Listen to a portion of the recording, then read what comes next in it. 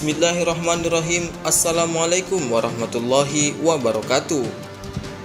Di kalangan Eropa, Barbarossa dikenal sebagai bajak laut yang jahat dan juga sangat bengis, suka menjarah kapal-kapal yang lewat di daerah perairan.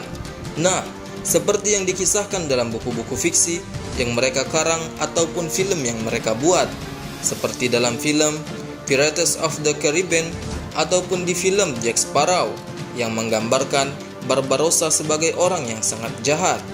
Nah, sahabat subscriber, Barbarossa adalah sebutan orang-orang Eropa kepada dua pelaut dan pejuang muslim keturunan Turki pada abad ke-16.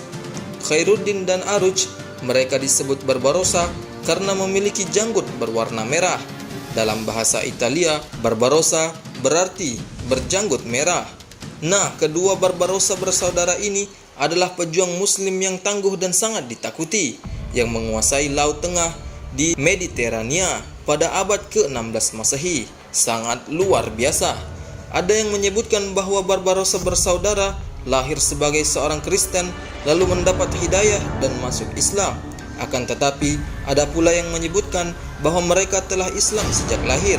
Ayahnya yang bernama Yakub bin Yusuf, seorang pasukan penakluk Turki, sedangkan ibunya adalah perempuan berdarah Andalusia yang berada di Spanyol. Wallahu a'lam bishawab. Nah, Aruj dan Khairuddin adalah musuh-musuh penjajah Eropa di Laut Tengah. Pasukan Italia dan Prancis selalu menderita kekalahan dalam peperangan di laut ketika berhadapan dengan pasukan yang dipimpin oleh Barbarossa bersaudara. Luar biasa.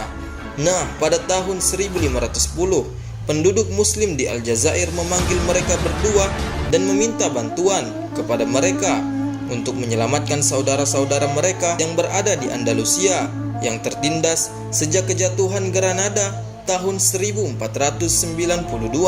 Dan akhirnya antara tahun 1504 sampai 1510 Masehi, Aruj berhasil memindahkan ribuan orang Islam di Andalusia ke Aljazair yang berada di Afrika Utara. Nah, ia juga berhasil membebaskan daerah pesisir Aljazair, yakni daerah Tilmisan, dari pasukan Kristen Spanyol. Setelah itu, ia mengumumkan diri sebagai penguasa di Aljazair. Luar biasa dan sangat tangkas. Nah, Aruj dan Khairuddin Barbarossa juga bersekutu dengan Sultan Salim I dari Turki Utsmani, Ottoman Empire. Waktu itu sedang dalam masa kejayaannya setelah penaklukan Konstantinopel oleh Sultan Muhammad Al-Fatih pada tahun 1453. Dengan karena itulah penguasa-penguasa Kristen Eropa mereka segan kepada Turki Utsmani. Nah, terlebih lagi dengan bersatunya dua kekuatan Barbarossa dan Sultan Salim I, maka angkatan laut Islam di Laut Tengah pun semakin kuat dan ditakuti.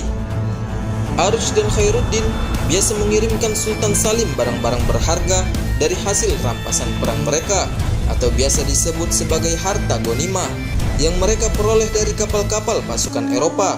Sebagai balasannya, Sultan pun mengirimkan kapal perang kepada mereka dan dilengkapi bahan logistik dan juga tentara. Wah, perniagaan yang sangat menguntungkan. Namun dengan begitu, pasukan Spanyol pun tidak tinggal diam dengan pergerakan Aruj di Aljazair. Dan pada tahun 1529, pasukan Spanyol berjumlah 15.000 pasukan menyerang Tilmisan dan berhasil menembus wilayah Aljazair. Dalam penyerangan itu, Aruj disandera lalu dibunuh pada tahun 1528. Setelah kesyahidan Aruj, perjuangannya digantikan oleh saudaranya, yaitu Khairuddin. Khairuddin Barbarossa.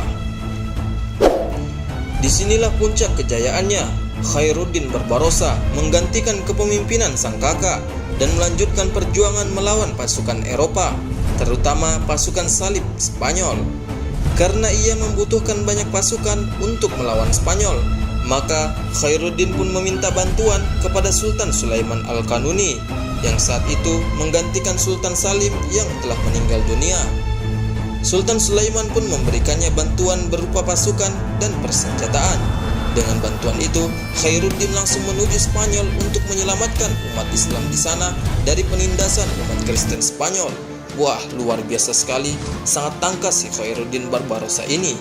Nah, tidak disangka hasilnya pada tahun 1529 Masehi, Khairuddin mampu melakukan apa yang pernah dilakukan oleh kakaknya Aruj. Khairuddin mampu mengalahkan pasukan Spanyol serta sukses menyelamatkan sekitar 70.000 umat Islam di daerah Spanyol dan memindahkan mereka ke daerah Aljazair dengan menggunakan armada 63 kapal dan diusung 7 kali pemberangkatan.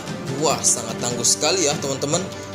Tidak tinggal diam, kesuksesan ini pun membuat Sultan Sulaiman bangga, lalu memanggilnya untuk datang ke Istanbul. Sultan mengangkatnya sebagai komandan angkatan laut di Turki Utsmani. Sejak itu, Khairuddin Barbarossa mengabdi kepada kekhalifahan Utsmani yang berpusat di Istanbul, Turki, melawan aliansi Eropa.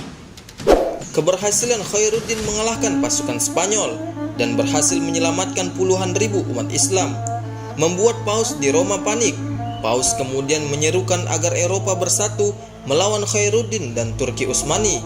Eropa pun menyatukan kekuatan sebanyak 600 kapal perang berisi 60.000 pasukan dan dipimpin oleh Andrea Doria, pemimpin pasukan Knights of Malta. Wah, ini sangat seru sekali ya teman-teman. Pada tahun 1538, bertemulah dua pasukan di Laut Tengah yang membuat lautan menjadi gelap dan juga sangat mengerikan. 600 kapal aliansi Eropa melawan 122 kapal pasukan Utsmani yang mengangkut 22.000 pasukan. Wah, sangat jauh sekali ya perbandingannya. Jumlah yang sangat jauh perbedaannya ini.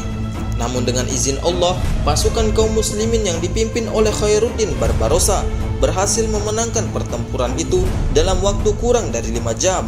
Masya Allah, Allahu Akbar.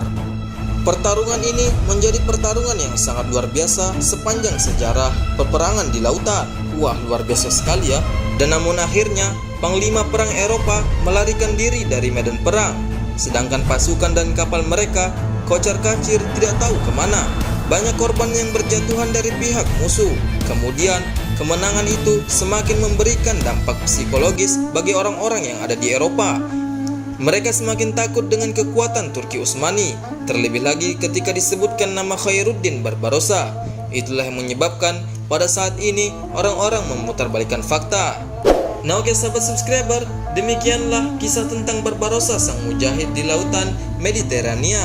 Jangan lupa untuk menekan tombol like dan juga subscribe.